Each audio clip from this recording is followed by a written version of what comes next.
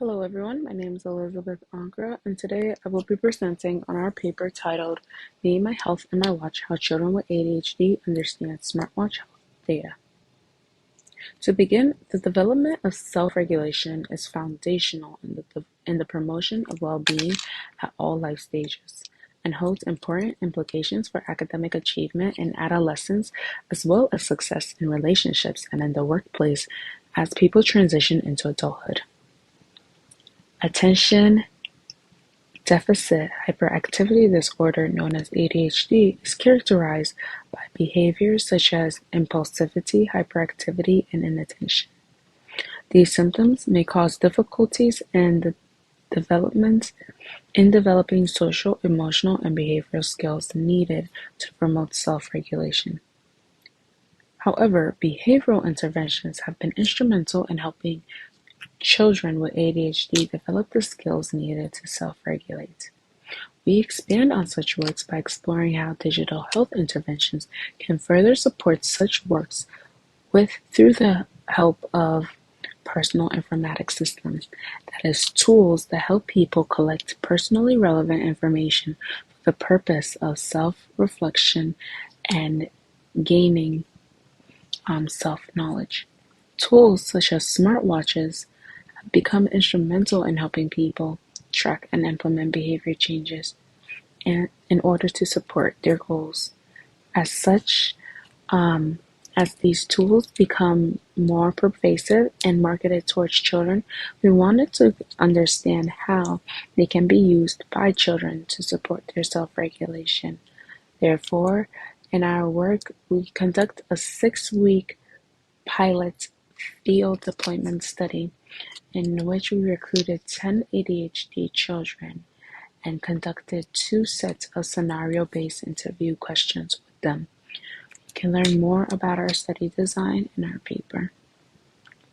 Moving on to our findings, we found that although the watch was naturally desirable to children, especially as they age, they move from familiar relationships are displaced by peer relationships. Having the phone helped them to stand out in a positive light. However, having the watch move beyond just this desirability, it amplified their voices, assisting them or providing them with a tool to help them communicate their needs. Children began specifically to communicate their personal goals. During the interview, PO2 shares, "It's really nice to have," referring to the watch, "because I am trying to keep a more regulated sleep schedule. This was not a goal we knew or were aware that they had prior to having the watch, but now having access to it, they were able to voice and shared some of their goals that they had. In addition, it allowed them to validate their experiences. Children with ADHD can sometimes experience noise sensitivity. This is a personal experience that some people may not always be attuned or aware of. One person declared that with the assistance of the watch, they could get everybody to shut their traps, meaning they could ask everybody to reduce their voices or lower the volume in the space. This therefore validated their experience and helped them to modify or make modifications to their environments.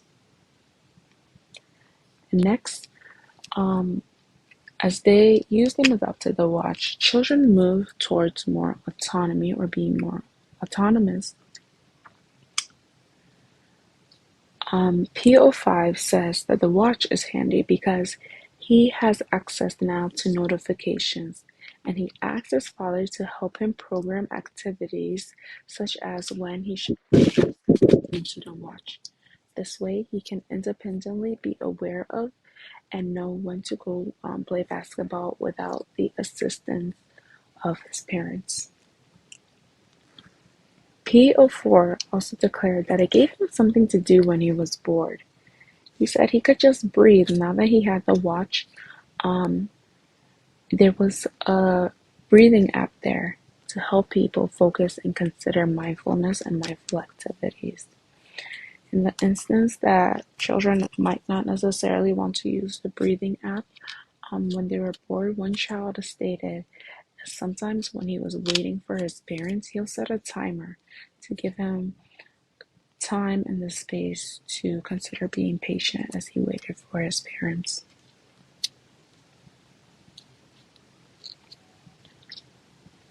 Moving on, in our findings, we talk about understanding the visualizations. Sense making is the process of using data to arrive at an appropriate understanding of a situation. For many of the children, the graphs made sense, while numbers were a little more abstract, requiring that they go through the process of sense making. For example, PO3 stated, "Not too bad. I don't know when I'm sleeping, but I know how I'm sleeping, because it tells you when you're awake and if you have a deep sleep or a light sleep." Thus, having access to the graph made it easier for him to interpret what was going on with his sleep.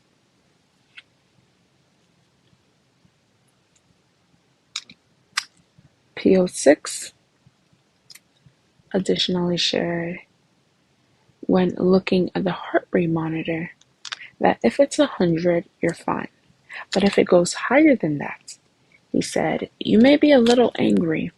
This was interesting because the numbers were not always clear, or understanding the numbers were not always clear. But this was also interesting because of this association with heart rate number to emotion that many of the children discussed within our paper, or that is further discussed within our paper.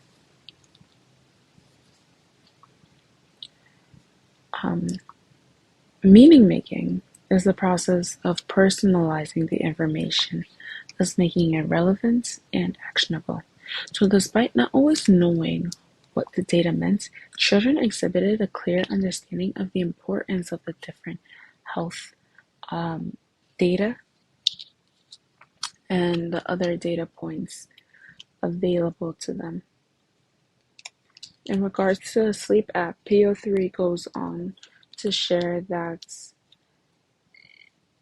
depending on the quality of sleep that was achieved, or that wants to be achieved, that Alexa could be used, specifically sleep sounds on Alexa could be used to help another person go to sleep, thus potentially improving their sleep quality. And in addition, when referring to the heart rate monitor as it comes to exercise, when the number value went too high, the children recommended that a break be taken.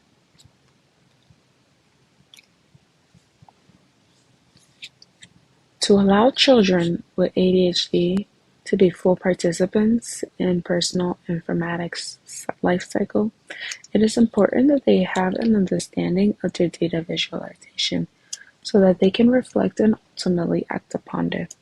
As such, we present opportunities for accessible visualizations in this work. First, it needs to be an update to current visualization toolbox. It's important that we move beyond colors. There are multiple design elements that we can take from graphic designers specifically, such as textures, the use of textures. Texture is a visual element used by many graphic designers, and it can be used to create visual tones and influence the look or perceived views of various graphic images. Currently, with multiple colors such as red, green, or yellow have multiple associations and meaning depending on the context and the culture discussed in the paper. Additionally, we propose the use of more interactive visualization. This can include the use of movements or animations. Within our study, children were specifically drawn to the breathing app because the tool, the visualization there, expanded and shrunk to demonstrate when children should breathe in and out. I believe that using more of these such animations can help children get a better sense or understanding of their health data. We additionally advocate for the use of an adoption of sonography, that is the use of pitch, tone, and various volumes and sound to help children further understand their health data. Thank you all for your time. Further discussions are presented in the paper, and we hope you all get a chance to take a look at it. Here's the QR code attached, and then we want to thank our funders, including the Jacobs Foundation and the NSF, for funding this work. And finally, we want to thank my colleagues in the STAR Lab for helping us write and edit this paper. Cheers.